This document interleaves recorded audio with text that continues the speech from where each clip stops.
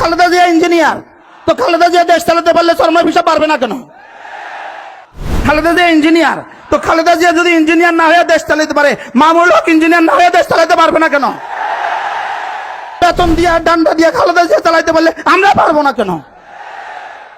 নতুন করে আমাদের উপর প্রশ্ন তোলে, আচ্ছা যদি ইসলামী হুকুমত কায়েম হয়, আগামী নির্বাচনের পরে যদি বাংলাদেশে ইসলামী হুকুমত কায়েম হয়, ইসলামীরা যদি বাংলাদেশের ক্ষমতা আসে, এরা মেডিকেল চালাবে কিভাবে? প্রশ্ন প্রশ্ন এরা মেডিকেল চালাবে কিভাবে? এরা ইঞ্জিনিয়ারিং সেক্টর চালাবে কিভাবে? এরা ব্যবসার সেক্টর চালাবে কিভাবে? এরা ব্যাংকিং সেক্টর চালাবে কিভাবে? এরা ফ্যাক্টরিগুলো চালাবে কিভাবে? এই প্রশ্ন আসে না আসে না?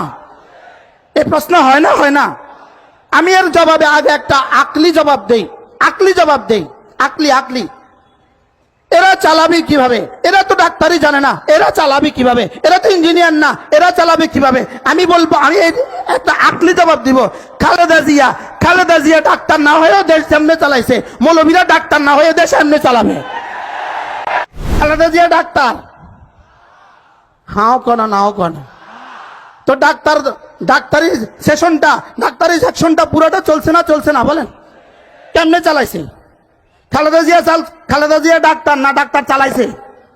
তো খালেদা জিয়া ডাক্তার না হলে হাসপাতাল চালাইতে পারলে, আমি ডাক্তার না হলে হাসপাতাল চালাইতে পারবো না কেন? আচ্ছা এবার খালেদা জিয়া ইঞ্জিনিয়ার, হ্যাঁ খালেদা জিয়া ইঞ্জিনিয়ার, তো খালেদা জিয়া যদি ইঞ্জিনিয়ার না হয়ে দেশ চালাইতে পারে, মামুনুল হক ইঞ্জিনিয়ার না হয়ে দেশ চালাইতে পারবে না কেন? কি ভাই? আচ্ছা চরমনাই সাহেব ইঞ্জিনিয়ার, খালেদা জিয়া ইঞ্জিনিয়ার, তো খালেদা জিয়া দেশ চালাতে পারলে চরমনাই সাহেব পারবে না কেন? এবার নতুন প্রশ্ন ছুড়ে দিয়েছে, এবার নতুন প্রশ্ন, খালেদা জিয়া চালায় নাই চালিয়েছে, নিজে চালায় নাই চালিয়েছে, নিজে পারে না পারিয়েছে, আপনারা তো পারেন না পারবেন না, আমরা পারবো না কেন? প্রশ্ন, খালেদা জিয়া চালিয়েছে কি দিয়া? খালেদা জিয়া চালিয়েছে দুটা দিয়া, শেখ হাসিনা চালিয়েছে দুটা দিয়া, বেতন দিয়া ডান্ডা দিয়া, বেতন দিয়া ডান্ডা দিয়া, আমাদের কাছে বেতন দিয়া ডান্ডা দিয়া। কি ভাই, সহজ না কঠিন বিষয়টা বলেন? বলেন কি দিয়া চলবে? বলেন কি দিয়া? জোরে বলেন। বেতন দিয়া আর কি দিয়া? তো বেতন দিয়া ডান্ডা দিয়া খালেদা জিয়া চালাইতে পারলে আমরা পারবো না কেন? প্রশ্ন, বেতন দিবেন কোত্থেকে বলেন? প্রশ্ন, বেতন দিবেন কোত্থেকে? খালেদা জিয়া যেমন তার আব্বার বাড়ি থেকে দিছে, তার স্বামীর বাড়ি থেকে দিছে, আমরা আব্বার বাড়ি থেকে আর স্বামীর বাড়ি থেকে দিব। খালেদা জিয়া আব্বার বাড়ি থেকে দিছে, খালেদা জিয়ার আব্বা ছিল নি, খালেদা জিয়া স্বামীর বাড়ি থেকে দিছে, আর শেখ হাসিনা আব্বার বাড়ি থেকে দিছে। তো শেখ হাসিনা যেখান থেকে দিছে আমরাও সেখান থেকে দিব। আমাদেরকে নিয়ে এত টেনশন কেন? আমার বুঝে ধরে না, শুধু আমাদেরকে নিয়ে প্রশ্ন, এরা পারবে কিনা? দিয়ে দেখো, আমরা পারি না দেখো, আমাদেরকে একবার দিয়ে দেখো, যাদের সিনায় রব্বে কারীমের ইলম আছে, যাদের কলিজা আল্লাহ তাআলার ভয় আছে, এরা পারবে তো কেমন পারবে? এরা ইনশাআল্লাহ বাঁশের রডের পরিবর্তে আর বাঁশ দিবে না। এরা একবার রাস্তা বানাবে, 20 বছর আর রাস্তা ভাঙবে না। কি ভাই, এবার কি টাকা বাড়বে না কমবে? এখন এক রাস্তা বানাইতে হয় 2 বছরে একবার, 4 বছরে 2 বার, 3 বছরে 6 বার, এভাবে রাস্তা বানাইতে হয়। আমরা একবার বানাবো, 20 বছরের গ্যারান্টি, টাকা সব বাড়বে, সব তোমাদেরকে বন্টন করে দিয়ে দিব। কি হয়, আমি মনে হয় বুঝাইতে পারি নাই। আমাদের উপরে আপত্তি কিসের উপরে বলেন? কিসের উপরে আপত্তি? আমরা পারি না।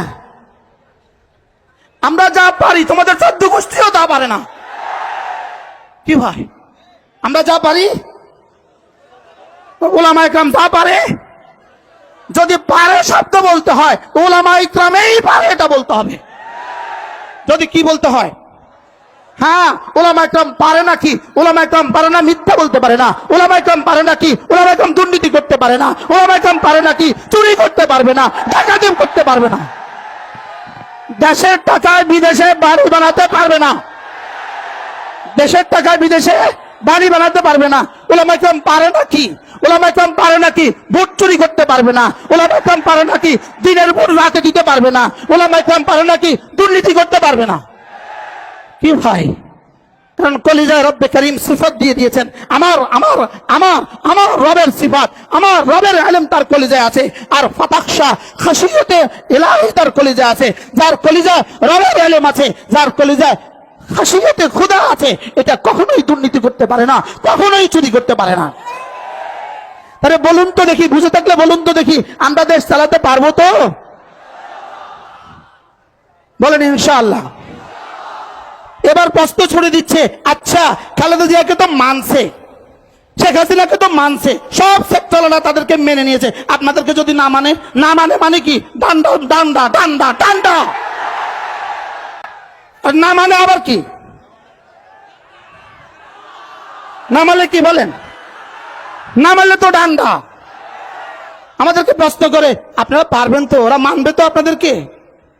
সচিবরা আপনাদেরকে মানবে তো? মাইনা আব্বাও ডাকবো,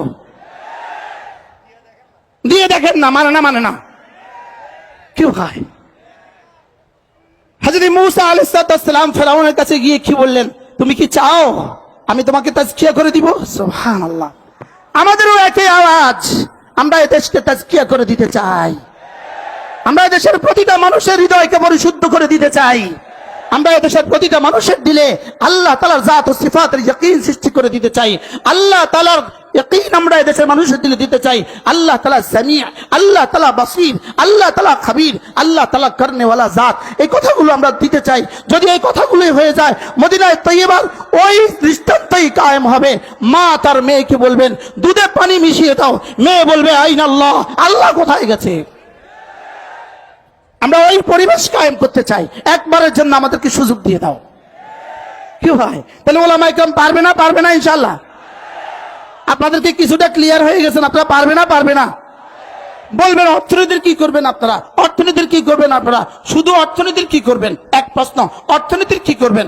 আবার কর, অর্থনীতিতে কি করবেন? আমরা বলি মুচির জায়গাত অর্থনীতি কামাবে, কুলির জায়গাত কামাবে, ড্রাইভারের জায়গাত কামাবে, চাকরিজীবী জামাত কামাবে, ফ্যাক্টরিওয়ালা ফ্যাক্টরির জায়গাত কামাবে, বিদেশিরা কামাবে, যে যেখানে আছে সেখানেই থাকবে। শুধু সম্পদের সুষম বন্টন করা হবে।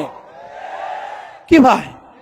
আমরা যদি বলতাম, ইসলাম যদি বলতো সব সেক্টরে কামাই করা বন্ধ করে দাও, তো প্রশ্ন হইতো দেশ চলবে কিভাবে? তাহলে দেশ এখন কেমনে চলে? একজনের পয়সা চলে না, সকলের পরিশ্রমে চলে। তাহলে শ্রমিকের শ্রম নিশ্চিত করা হবে। শ্রমিকের শ্রম কি করা হবে বলেন? শ্রমিকের শ্রম নিশ্চিত করা হবে, শ্রমিকের পারিশ্রমিক নিশ্চিত করা হবে, ব্যবসায়ীর ব্যবসাতে নিরাপত্তা নিশ্চিত করা হবে। টেকনাফ থেকে তেতুলিয়া ট্রাক চলবে, রাস্তায় কোনো পুলিশ তাকে লাইট দিয়ে চাঁদা চাইবে না। কি ভাই? তাহলে এবার বলুন তো দেখি, দ্রব্যের মাল এবার কমবে না বাড়বে? পেঁয়াজ এখানে ভাই এই বাজারে কত দিয়ে কিনেন? 75 টাকা দিয়ে পেঁয়াজ কিনেন। পেঁয়াজ বেনাফুল থেকে ঢুকতে এই পর্যন্ত আসতে আসতে পেঁয়াজের গায়ে চাঁদা লাগছে 30 টাকা। 1 কিলো পেঁয়াজের গায়ে চাঁদা লাগছে কত টাকা? 30 টাকা। তো 40 টাকার পেঁয়াজ এখানে আসতে আসতে 75 টাকা হয়ে গেছে। আমাদের হাতে দিয়ে দেন, বেনাফুল থেকে এখান পর্যন্ত 1 টাকাও কেউ চাঁদা মাংবে না। তো যত দিয়ে কিনা হয়েছে তত দিয়ে আপনারা পাবেন। এবার বলেন, ইসলাম পারবে না? পারবে না বলেন? আমি আপনাদেরকে ইসলামে পারার সুষম বন্টনের একটা চিত্র তুলে ধরলাম। চিত্র ইনশাআল্লাহ আমাদের কাছে ইসলাম আসলে, আমাদের কাছে দিন চলে আসলে, আমাদের কাছে দেশ চলে আসলে, আমাদের সমাজের প্রতিটা পুলিশের দিল হবে আত্মশুদ্ধ দিল, প্রতিটা সেনাবাহিনীর সদস্যের দিল হবে কি? আত্মশুদ্ধ দিল। পিওন থেকে সচিব পর্যন্ত সকলেই হবে আত্মশুদ্ধ, পিওন থেকে সচিব পর্যন্ত সকলেই হবে আত্মশুদ্ধ, সুইপার থেকে পিওন পর্যন্ত সকলেই হবে আত্মশুদ্ধ। ইনশাআল্লাহ জাতির মাল আর তারা আত্মসাৎ করবে না, জাতির মাল আত্মসাৎ করবে না, জাতির মাল আর চুরি করবে না, সময় আর খেয়ানত করবে না, মাল আর খেয়ানত করবে না। ইনশাআল্লাহ দেশ হবে শান্তি আর সৌহার্দ্যে পরিপূর্ণ। এবার এর বিপরীতে সাম্যের স্লোগান ভুয়া ভুয়া বলেন, সাম্যের স্লোগান। এর বিপরীতে ইসলাম ছাড়া সাম্যের স্লোগান। একসাথে আওয়াজ তোলেন, ভুয়া ভুয়া। ইসলাম ছাড়া সাম্যের স্লোগান, ইসলাম ছাড়া শান্তির স্লোগান, ইসলাম ছাড়া সৌহার্দ্যের স্লোগান, ইসলাম ছাড়া দুর্নীতি মুক্ত বাংলাদেশের স্লোগান, ইসলাম ছাড়া দুর্নীতি মুক্ত বাংলাদেশ স্বপ্ন দেখা, ইসলাম ছাড়া ভুয়া ভুয়া। যে ভুয়া স্লোগান দিয়া 16 বছরের ফ্যাসিস্ট বিতাড়িত হয়েছে, ওই ভুয়া স্লোগান দিয়া আবার ভুয়া শান্তির স্লোগান দিয়ে আবার বিতাড়িত হবে। আল্লাহ আমাদেরকে বুঝ দান করেন।